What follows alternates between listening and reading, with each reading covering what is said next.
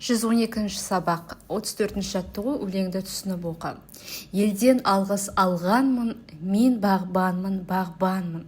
Бақ қызығы керек пе, кел балақай көмекке. Адамға тән шыдам күш, балаға тән ұнамдыз. Бағбан бала атансаң, айтам саған мың алғыс. Авторы Бейсебай Кіріспай. Енді өлеңде кім туралы айтылған, өлеңге ат қой. Өлеңдегі негізгі ойды анықта дейді. Өлеңде бағбан туралы айтылған, өлеңге бағбан деп ат қоямыз. Енді өлеңдегі негізгі ой балаларды еңбекке баулу болып табылады.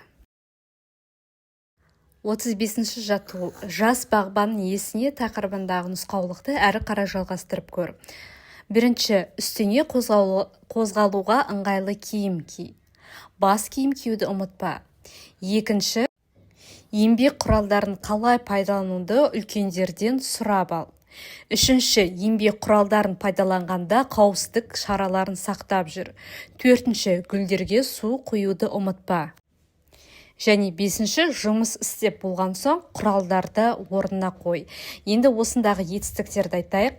Пайдаланғанда ол дара етістік, сақтап жүр күрделі етістік, құюды ұмытпа күрделі етістік, және қой бұл дара етістік болып табылады. 36-ші жаттығу. Жұмбақты көркем жаз, шешуін тап. Дәптерлеріңе әдемілеп жазыңыздар. Енді жұмбақты оқиық.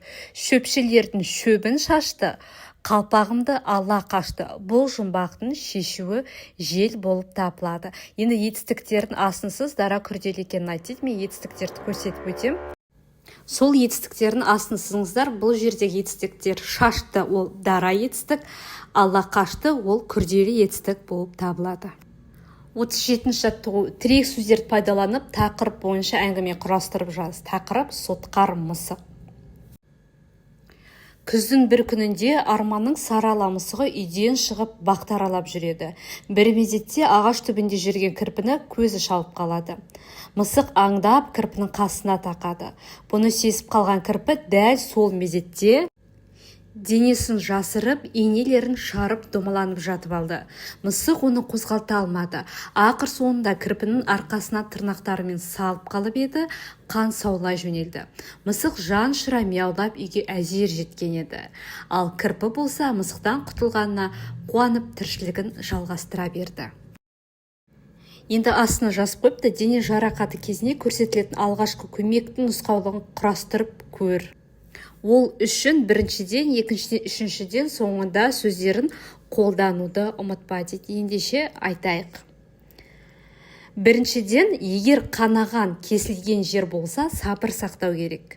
Сабыр сақтау қажет. Екіншіден, дәке орамымен қысып байлап тастау керек. Жай кесіп кеткен жарақаттар болса, дәкемен қысып байлап тастаса, сол жеткілікті. Соңында дәрігерге жарақат бөліміне бару керек.